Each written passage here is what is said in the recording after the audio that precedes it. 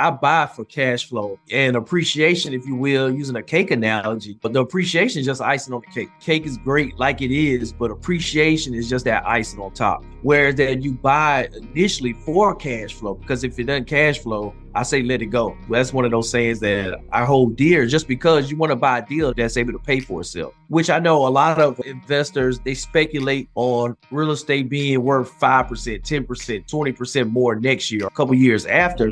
And so they'll buy a deal that doesn't necessarily cash flow up front just because they're banking on, hey, it's going to be worth X amount more in the future. But when you start looking at the cash flow is just simply what's left over after you take in all your income and you subtract out all your expenses. You put a little bit of money back for your cash, your reserves for maintenance, you pay your mortgage, and whatever is left over is your cash flow. From that perspective, you compare that to appreciation. It's just what the building does over time. The valuation of the building is continuing to go up over time, and you're capturing it. But the thing with appreciation, you really can't capture appreciation until you go to a milestone where you're looking to liquidate. Whether you're refinancing, you can tap into that new evaluation, or if you're selling a property, it's an opportunity for you to tap into that new evaluation. It's a little two different sides of the pendulum, if you will, on both ends of the spectrum of appreciation and cash flow. But I think that's why diversification is key, because you can have a little bit of assets that you may want to dabble on the appreciation side that may not cash flow a lot, but then other markets are more inclined to cash flow, but they may suffer more on the appreciation side.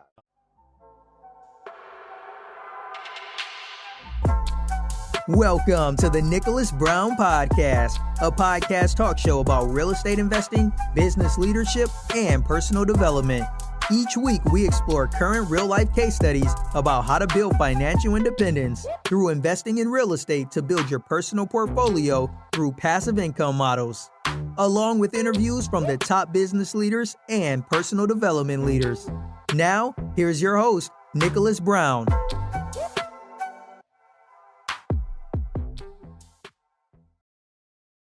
Welcome to the show, ladies and gents. This is episode 89. So excited for this next episode, this next pretty much golden nuggets, we're going to say. Each one we give for this gentleman here. If you didn't go to the previous one, this is Johnny.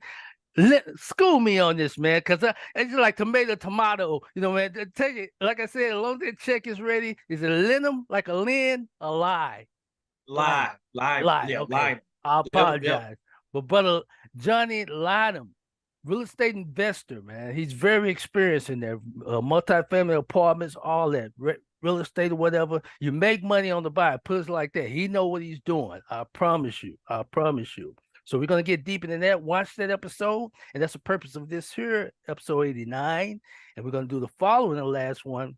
We're going to do episode 93. But this nuggets. I love to give you guys education. We're going to go over the following here. I'm going to ask the question. I'm going to let Brother Johnny take over that also. So we're going to talk about most of you guys. One more thing. Make sure you guys subscribe for whatever platform you're on for podcasts, whether you're watching on YouTube. Subscribe. This is good information, especially if you're working out, coming for work, whatever. This is substance. This helps you out. I promise. Share this knowledge. And we all can eat, as I said before, be active to become passive. But we're going to go on cash flow versus appreciation. So if you guys had a 401k or you have a 401k and retirement income, he's going to give you some tips. We're going to give you some perspective of what you can do to get started or enhance what you got going. So, Brother Johnny, we're going to talk about, first of all, how you doing, brother? Man, blessed to be here, brother. Blessed to be here. That's good, man. And I appreciate your time here for this episode here. But what we want to do is, based on your experience and everything, you got over 15 plus years experience. You deal with the multifamily apartments. You deal with that now, and you deal with regular residentials. So everyone's situation is different. What can you tell us the difference between cash flow and appreciation? Most definitely. For me, I buy for cash flow and appreciation, if you will, using a cake analogy. The appreciation is just icing on the cake. Whereas that you love the cake is great like it is, but appreciation is just that icing on top. Whereas that you buy initially for cash flow, because if it doesn't cash flow, I say let it go. And that's one of those sayings that I hold dear, just because you want to buy a deal that's able to pay for itself. Which I know a lot of investors, they speculate on real estate being worth 5%, 10%, 20% more next year or a couple years after. Mm-hmm. And so they'll buy a deal that doesn't necessarily cash flow up front just because they're banking on, hey, it's going to be worth X amount more in the future. But when you start looking at the cash flow is just simply what's left over after you take in all your income and you subtract out all your expenses. You put a little bit of money back for your cash, your reserves for maintenance. You pay your mortgage, and whatever's left over is your cash flow. And so from that perspective, you compare that to appreciation. It's just what the building does over time. The valuation of the building is continuing to go up over time, and you're capturing that. But the thing with appreciation, you really can't capture appreciation until you go to a milestone where you're looking to liquidate. Whether you're refinancing, you can tap into that new evaluation, or if you're selling a property, is an opportunity for you to tap into that new evaluation. So it's a little two different sides of the pendulum, if you will, at both ends of the spectrum of appreciation and cash flow.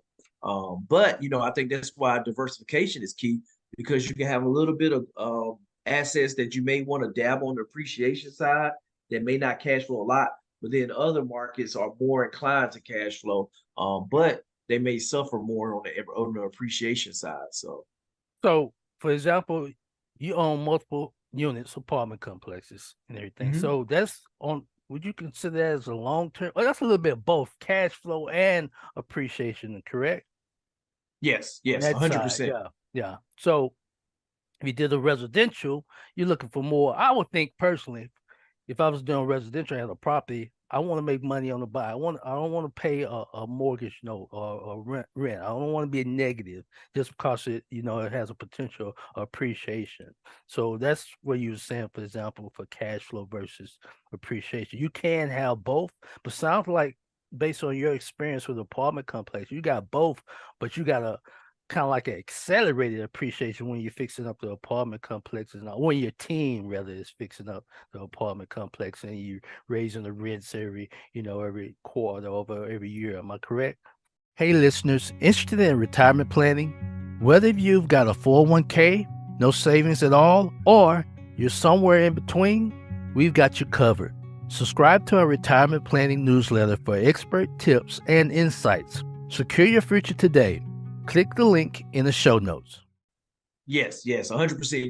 You're forcing appreciation because the value is going to go up, and that's one of the things when you start talking about multifamily. The valuation of the property is driven by the net operating income. How much income is this property producing? So, if you're able to improve the rents, which is ultimately going to improve your cash flow, then with appreciation, that you're going to push up that value as long as your capitalization rates in that market are stabilized. And that's one thing that we're seeing right now for the last 6 to 9 months, cap rates have been steadily climbing and increasing in value. And so as the cap rates increase, explain that to the new listeners. What's a cap rate? So it's an inverse relationship. So we talk about the capitalization rate, which is essentially if you were paying cash for a multifamily, what would this property be evaluated? It's a metric that can be used across the market for investors to look at and compare apples to apples. So if I have a 20-unit apartment building, I want to say, hey, what are other investors paying for this same amount of cash flow being generated from this income or generated from this asset? I want to be able to see and understand, hey, am I overpaying? Am I underpaying? What's going on in this market? And so as the cap rate increases, as we've been seeing here for the last 9 months or so, and CoStar is projecting that cap rates are going to continue to increase all the way into 2026, where they'll start subsiding and coming back towards where we are right now in the market over the next 27 to 28 timeframe. So one of the things that you're seeing is now the values of multifamily are going down because it's an inverse relationship. As that cap rate increases, the valuations come down, they reduce. And so if you were going in and for a long-term play and looking for appreciation, now would be really good for you because the market is kind of shifting with the economy. And so now you're seeing a valuation of apartments going down, and that trend is down. But when you buy for the long game, that's okay. And when you buy up front for cash flow and you buy to make your money at the beginning of the deal, and you're locked in, you're good to go.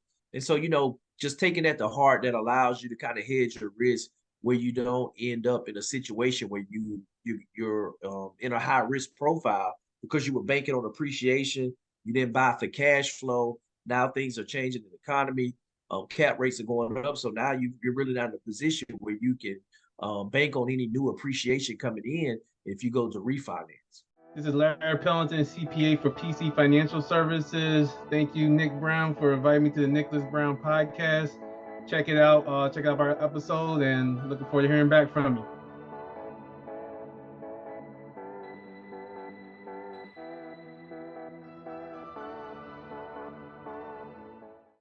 Okay, ladies and gentlemen, you'll see the link here. You have a link.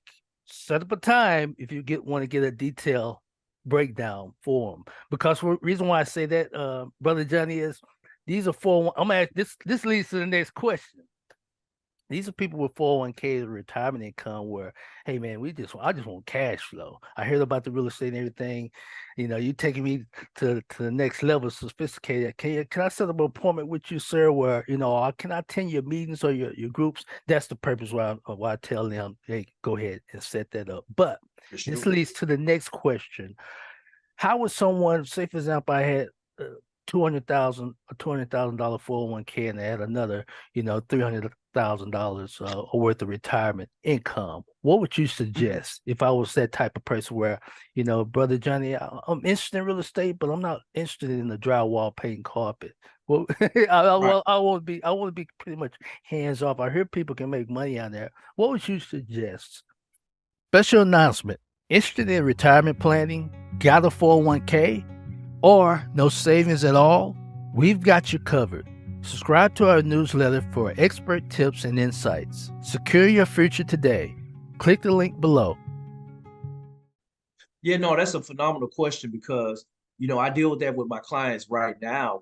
And it all depends on what their goal is. Some are more inclined they want to be completely diversified, hands off, where they want to be kind of a limited partner, invest their capital, and then they're going to get that 8 to 10% return each year on their money invested that's going into their retirement account or going into their bank, depending on how they're using. But, definitely going into their retirement account for those that have the IRAs. But then you have some investors on the other side. They're like, hey, I have a $200,000 nest egg that's kind of tucked away in my IRA. I want to go buy my own apartment building. I don't want to partner with anyone else. I don't want to have a general partner that's managing the deal and I'm kind of lumped in with other people. I want to own 100% of a 10 unit or 12 unit, whatever the unit is. Right. And I'm going to use my 200,000 as a down payment. And then I'm going to get a loan for the remaining 80% of the purchase price in my IRA. And then now all that passive income from that apartment building goes into my IRA. And I'm going to hire a property management company to manage it. And I'm going to just manage the property management company. And one day, when I get ready to retire, I'm going to take that apartment building. And now I'm going to take the title out of the IRA's name and I'm going to put the title on my personal name. I'm going to take that distribution. Now I'm going to own that apartment building and maybe I'll manage it after that. That'll be my retirement job, or I'll let the property management company keep it. And the money's just coming to me and I own it 100%. And so you kind of have those two different ends of the spectrum where someone wants to be 100% owner, but someone say, maybe I got 200K, but I'm going to put 50 in 4 different apartment complexes, geographically diversified in different areas, and I'm going to make my 8 to 10% that way. Neither one of those are wrong. It just depends on the strategy of the investor. Hey, everybody. This is Nate Hare, Executive Director at Directed IRA, and you're watching the Nicholas Brown Podcast Show.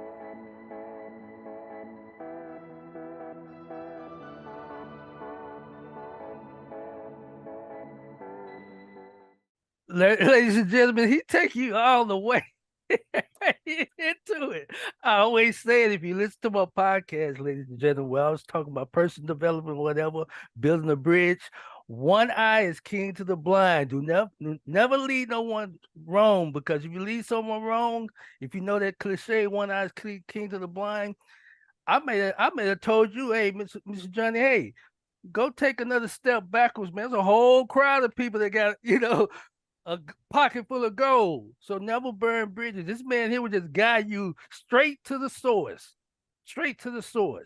And you could believe him. You could trust him. So one eye is king of the blind. He was leading you so many pathways that I was like, dang, I appreciate that, man. That was strong. That's strong. So that's the purpose, ladies and gentlemen, the people that's listening in and watching this. That's the purpose of this type of episode and this type of series.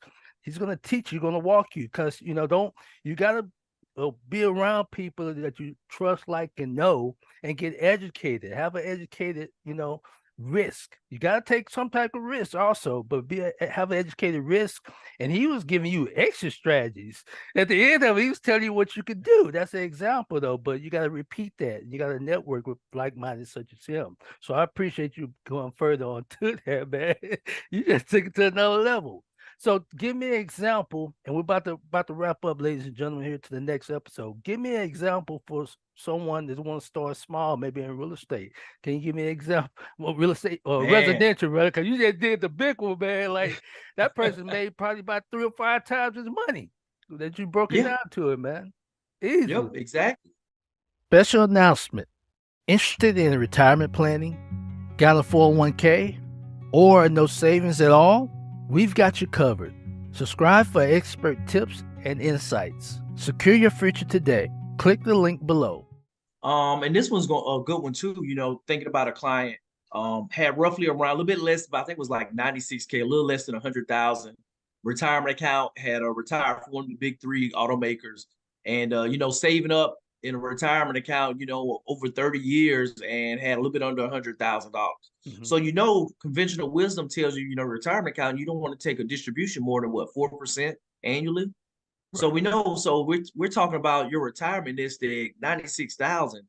And if you're only taking out 4%, you're taking out roughly $4,000, less than $4,000 a year to live on. Yeah. And so what he was able to do, he was able to take that money, move it into a self-directed IRA, and he went and bought 3 $30,000 houses.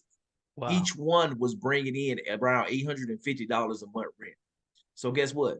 3 times $850, now you're bringing in $2,550 a month. So now, instead of bringing in almost $4,000 for the whole entire year by taking that 4% distribution off that 96,000, now he owns three homes. He's able to bring in $850 a month rent. You got tax depreciation.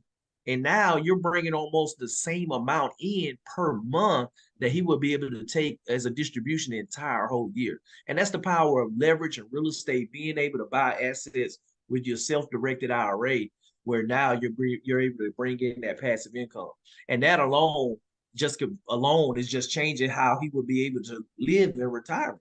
Just a simple strategy like that, with being able to take that money and leverage it to buy real estate to bring in that cash flow. Special announcement. Interested in retirement planning? Got a 401k? Or no savings at all? We've got you covered. Subscribe for expert tips and insights. Secure your future today. Click the link in the show notes. That's awesome. There you go, ladies and gentlemen. As you watch his videos, let's make some equity, as you say here. Is that your saying? Let's make some equity. Let's make some equity. That's right. That's right. I'm ready to go, brother. Ready to go. So, before we wrap this up, how can they get in contact? So, wrapping this up on here, everyone's situation is different, ladies and gentlemen, as he said before. So that's the purpose of getting. You're gonna see in here. He's gonna be a part of the community. He has his own community also, because abundance is there. So we both share each other, community. I promise you that we can multiply together. But my point is, we're gonna have a link to Brother Johnny and his community, whatever. But I'm gonna have a link where you can set a time, and everything is structured. It'll be either him or someone that's on his team that's like-minded that's gonna get you structured the right way. But remember this is just a first step. You gotta look ahead. You gotta look ahead. You can get rich quick, but if you want to get wealthy, you gotta go with people like this person here, where you're getting wide, where now you're getting passive income. You can get rich and active, I promise you, especially with this man here and me and people in our group when you build your team. But that's where you want to structure it. Am I correct? 100%, 100%. I think that's the biggest thing that people need to realize. If you want to go fast, go by yourself. But if you want to go far, you need to go with a team. That's right. That's right. That's right. All right. All right, ladies and gentlemen, that is the end of this episode. Stay tuned for the next episode, episode 93. I'm going to give you a little teaser. What we're going to do a risk management, because we're coming by the time you're watching this, is coming time at the end of the year where people are off, where he's going to stress why you shouldn't be as off. You should be looking. So that's just a teaser. And he's going to tell you why you should be more active at the end of the year. So as we end this, any last words before we end this, brother Johnny? A lot of people, they fail to realize how much progress they can make in a year and in 5 years. And tell them that story. Tell them that story. You got a post on there. That's a good set off. Tell them that story about what you have done in the year, brother. This is in the family, whatever. Did you get that post? I responded to that, man. That was awesome, brother. Tell them this story. Yeah, with Just For is what you're able to do in just 1 year. And from us, with making a pivot to start a community to now, impacting others' lives, with being able to help people build wealth, to understanding how they can change their life and change their narrative through real estate and build a legacy. That you can do a lot. You can do a lot in a year. And who would have, known that, from a year later, you start a community, you're at vendor booths, you're out here impacting this many people just from, a thought in your head, and just taking it and being consistent, showing up and doing it. So that's the little things that can change your life. And so if you're committed to real estate, if you're committed to learning how to self-direct your retirement money, and you show up each day, you don't have to show up a long time. Just show up 15, 20 minutes, 30 minutes a day for yourself. And I guarantee you that you're going to be glad that you invested that time in putting those seeds and investing in your future. That's awesome. That's awesome. And you made it happen, ladies and gentlemen. All it takes is just one step and put some consistency. Just show up. Just show up. Well, thanks for coming on this episode, Brother Johnny. Thanks, kid. Well, there you have it, ladies and gentlemen. As I always end before, don't condemn, don't complain, because you have a choice to make a change. Have a great day. Thanks for joining us on the Nicholas Brown Podcast. Make sure to visit our website, www.nicholasbrownrei.com, where you can subscribe to the show in iTunes, Stitcher, or via RSS, so you'll never miss a show. While you're at it, if you found value in this show, we'd appreciate a rating on iTunes. Or if you'd simply tell a friend about the show, that would help us out too. If you like this show and you're interested in retirement planning tips, then check out our free newsletter located on our website, www.nicholasbrownrei.com/newsletter. Be sure to tune in for our next episode. And remember, don't condemn, don't complain, because you have a choice to make a change. Have a great day.